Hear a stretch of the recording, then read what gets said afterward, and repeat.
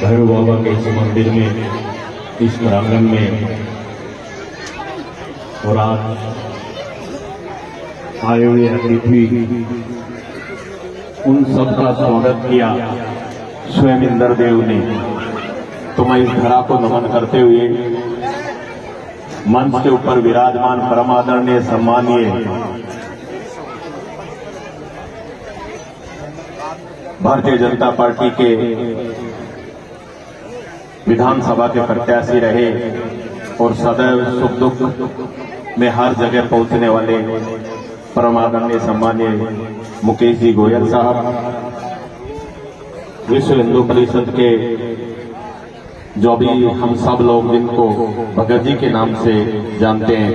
सम्मानीय पूरनमन जी भरगड़ साहब गए क्या?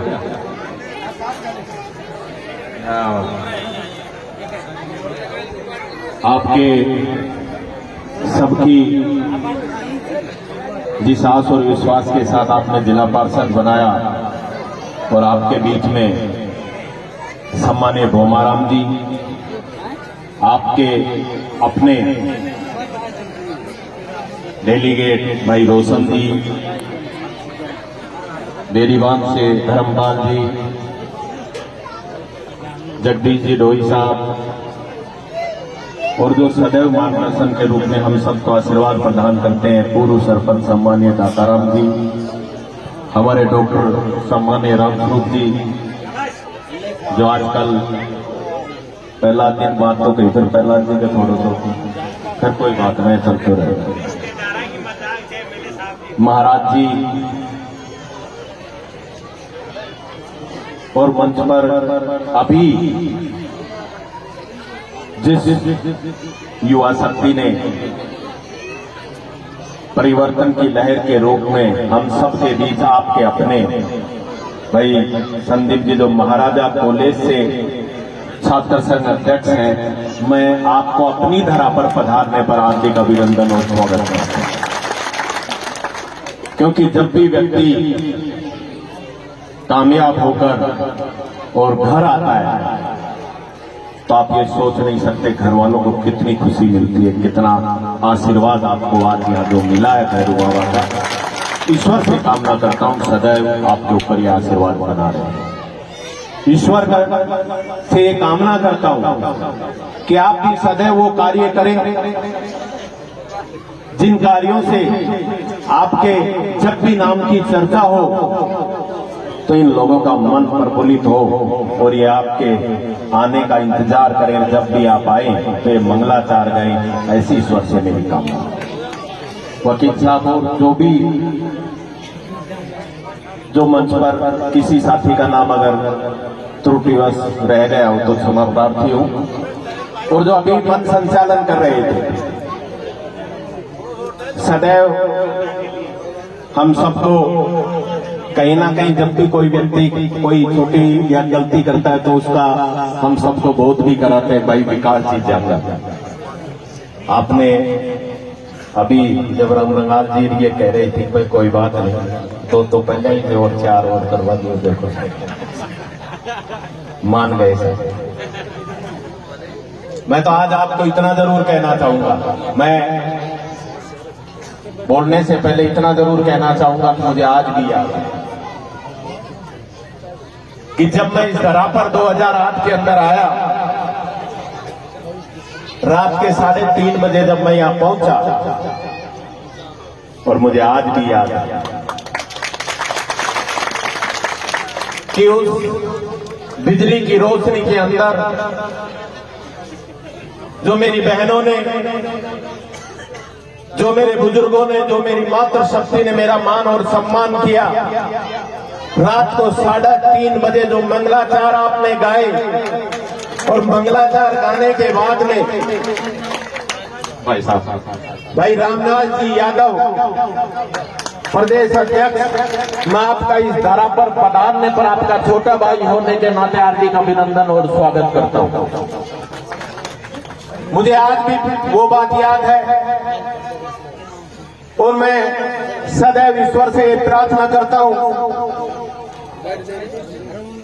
कि जरूर मेरे पिछले जन्म में कोई कर्ज आप सबका मेरे ऊपर इतना बड़ा कर्ज था कि जब मैंने पहली बार दातिल की बात देखी और जिस वक्त मैं आया, मैं आने वाला था रात को 8 बजे, लेकिन 8 बजे की बजाय जब 3:30 बजे पहुंचा और जो मंगलाचार आपने गाया राजस्थान की विधानसभा में भेजा, और जब मेरी बहनें कह रही थी कि हर वर्ष की भांति इस वर्ष भी हम चुनाव में वोट जरूर देंगे आपको, लेकिन यहाँ आने जाने के लिए और लाइट की कोई व्यवस्था नहीं, तो मैंने मेरे बुजुर्गों से, मेरे भाइयों से, मेरी मातृशक्ति को यह विश्वास दिलाया था कि अगर आपका आशीर्वाद मुझे मिला, आपका प्यार मुझे मिला, तो ये विश्वास दिलाता हूं कि जब भी मैं दातिल की बाल में आऊंगा तो पहले लाइट आएगी, उसके बाद में रामस्वरूप रसाना इस दातिल की बाल में। आप सबका प्यार मिला, आशीर्वाद मिला और वो सब काम हुआ। बहुत से काम आज भी बाकी है। जब भी यहाँ आते हैं तो फिर देखते हैं तो ऐसा लगता है कि बहुत से अभी जो अधूरे काम है। जब भी मैं जाता हूं तब भी मैं देख रहा था कि मेरी बहनें, छोटी छोटी बच्चियां, मेरी मातृशक्ति, मेरे बुजुर्ग फोन दिखाकर काम करते हैं कि यहाँ पर मोबाइल टावर नहीं लगा है, और उसकी बहुत बड़ी समस्या हमारे बीच बन गई है। आपसे ज्यादा मैं भली भांति परिचित हूं, लेकिन विश्वास दिलाता हूं आपको कि आने वाले समय में इस दातिल की बात में न मोबाइल टावर की कमी रहेगी, न किसी और प्रकार की कमी रहेगी। आप जब भी चाहोगे तो इतना विश्वास दिलाता हूं कि भगवान ने आशीर्वाद प्रदान किया, राजस्थान की उस बड़ी महापंचायत में गया, तो यह विश्वास दिलाता हूं कि इस बाल को राजस्थान की कश्मीर के नाम से जानेंगे। ये विश्वास दिलाने आप लोगों को आज जो प्यार और सम्मान हमारे बीच में सम्मानीय प्रहलाद जी बढ़ाना साहब, भाई लालचंद जी मासी, और जो हमारे जिनको दमादर, आज भी मैं सबसे पहले इनसे निवेदन कर रहा था कि एक बार जरूर सुनाना। रोहतास जी, नहीं रोहतास जी नहीं, वो शंभू जी जो आपके अपने हैं, ये सदैव हमारे युवाओं को, बुजुर्गों को, नौजवान साथियों को, मेरी मातृशक्ति को राजस्थान के इतिहास के बारे में बताते हैं। ये बताते हैं कि हमारी भारतीय संस्कृति क्या है। ये हमें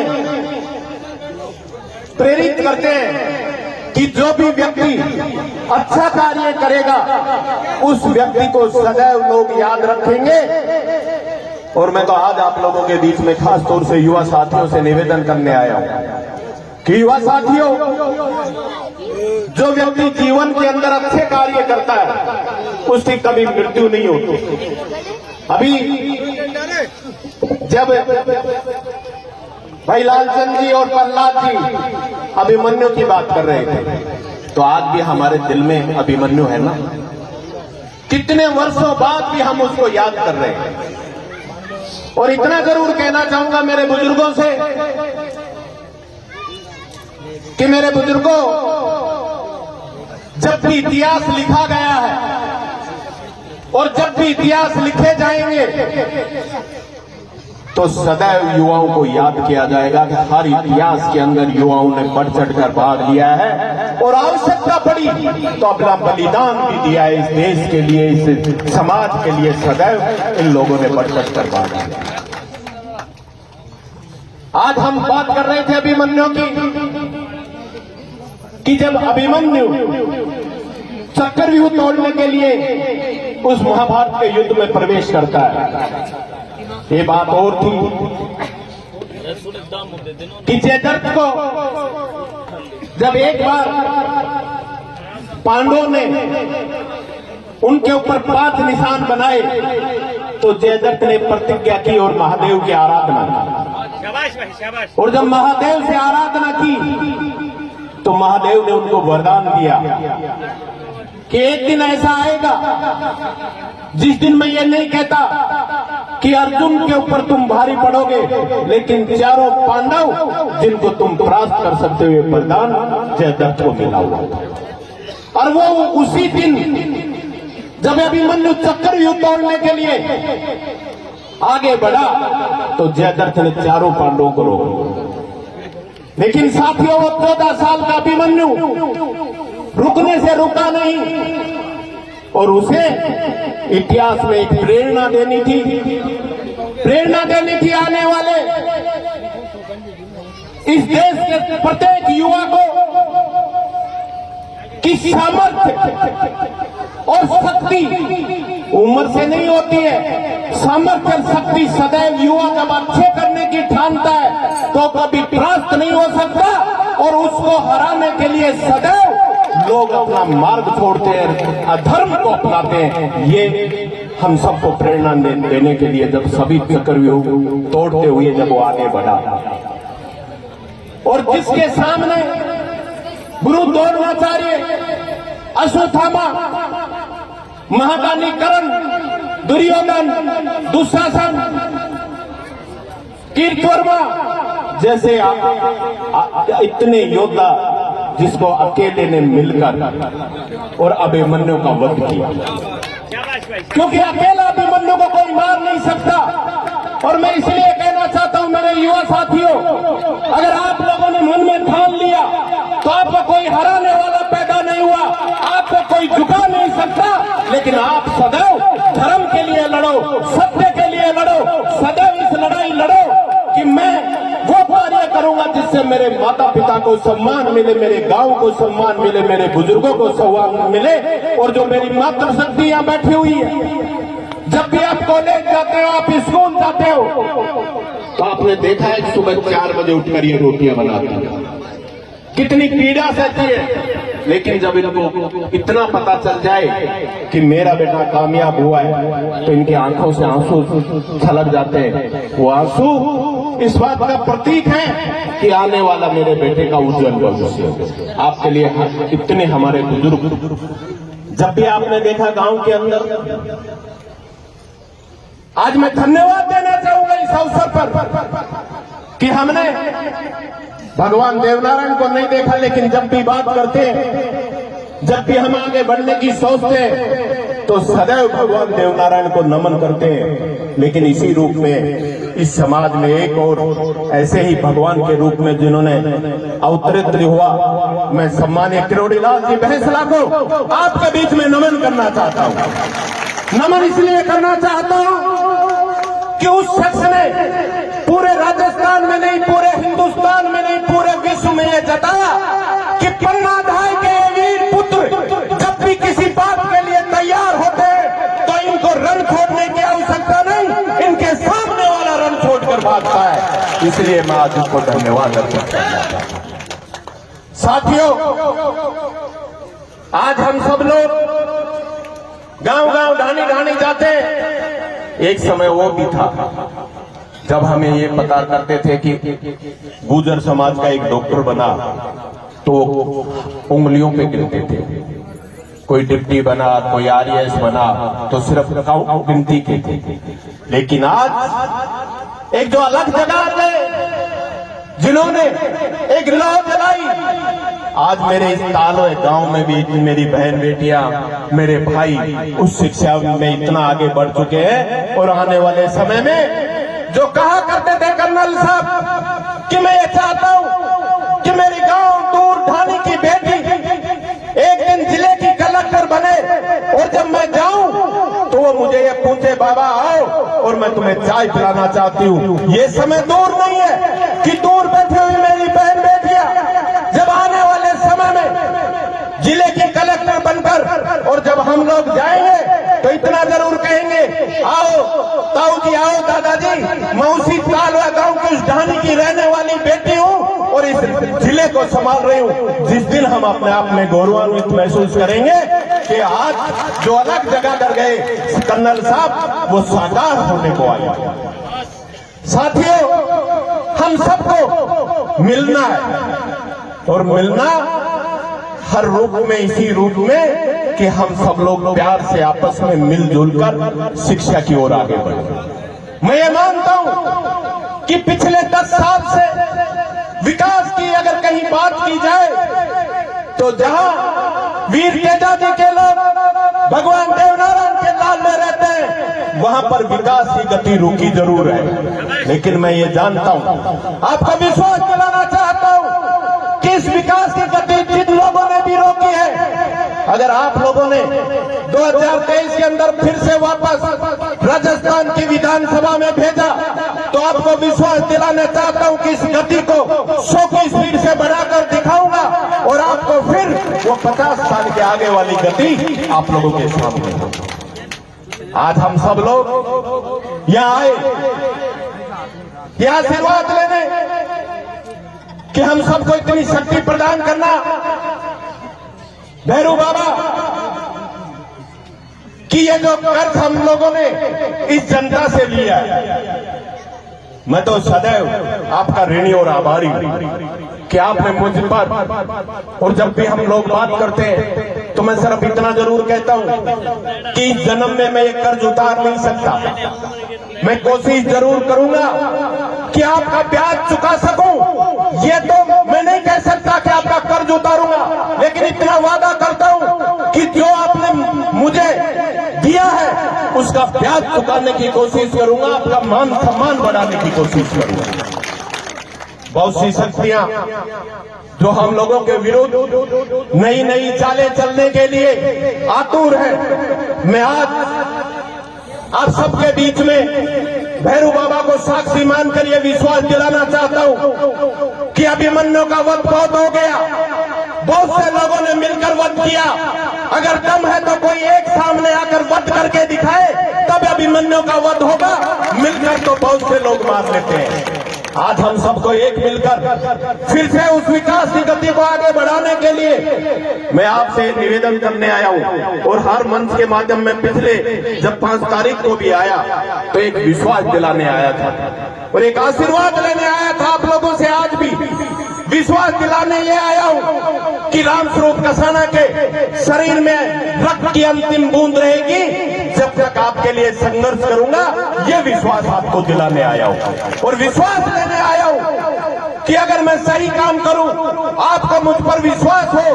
तो अब की बार विभाजन नहीं, एकता के साथ एक भी हर व्यक्ति को ये सोचकर इस विकास की आहुति में मतदान करना कि राजस्थान की उस बड़ी महापंचायत में जाकर आपके लिए लड़ाई लड़ सकूं, उन बहरूपियों को बेनकाब कर सकूं जिन्होंने पिछले 10 साल से आप लोगों को लूटने का काम किया, आपके ऊपर अत्याचार करने का काम किया। मुझे आज भी याद है कि अभी जिस व्यक्ति की इतनी छोटी सोच हो मुकेश जी, मैं आपको बताना चाहूंगा कि कुछ समय पहले लोग ये सोचते हैं कि शासन और प्रशासन जब हाथ में हो तो कुछ भी कर सकते हैं, लेकिन मैंने ये कहा था कि जिस व्यक्ति के साथ जनता हो और शासन हो या नहीं हो, प्रशासन उसका हो या नहीं हो, लेकिन जनता जिसके साथ होती है उसका शासन कुछ नहीं कर सकता, प्रशासन कुछ नहीं कर सकता। कुछ लोगों ने कहा कि दांतिल की बाल के अंदर हम सिटी लाइन नहीं जोड़ेंगे। हमने कहा क्यों नहीं जोड़ोगे, क्या ऐसी बात हो गई। लेकिन जब भी कोई व्यक्ति